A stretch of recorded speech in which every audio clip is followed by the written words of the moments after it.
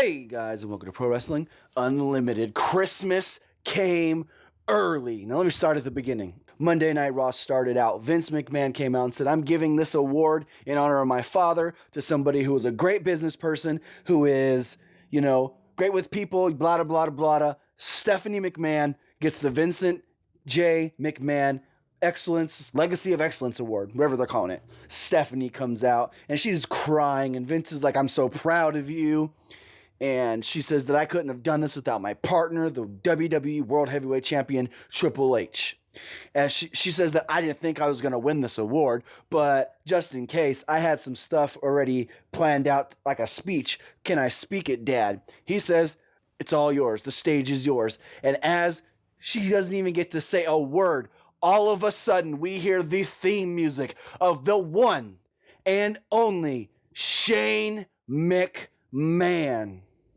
Yes, Money Talk hits in the Joe Louis Arena. The crowd goes wild, and whoo comes out Shane O'Mac himself. He dances up at the top of the ramp, comes down to the ring, and Stephanie and Vince they're just shocked. Shane proceeds to tell Stephanie McMahon that, oh, you've been here, you've been running this company, you've ran it to the ground. Stephanie said that I've been running $1 billion company and you've been gone for 6 or 7 years. You don't know what this company is like now. Things have changed. And Shane looked at Vince and said, she doesn't know. Stephanie said, doesn't know what? And he said, she really doesn't know.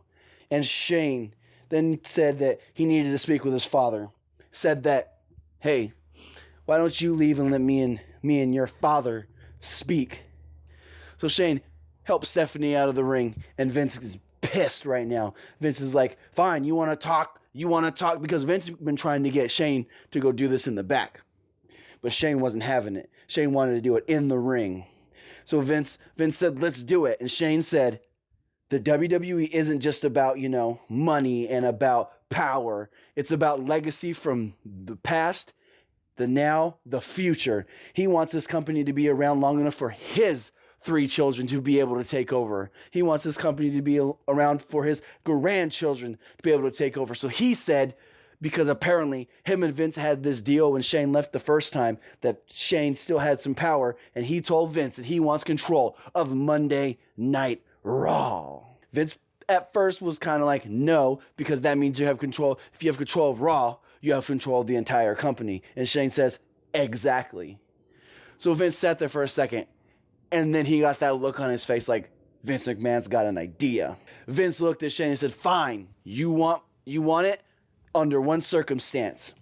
You wrestle one match, and my time, my place, my opponent. The crowd then went nuts. They were chanting, you still got it, you still got it, you still got it. Keep in mind, when Shane's music hit, this was louder than AJ Styles entering the Royal Rumble. This was louder than Daniel Bryan winning the WWE World Heavyweight Championship at WrestleMania. And then when the crowd started chanting, you still got it, that was even louder. Vince looked at Shane and said, do we have a deal?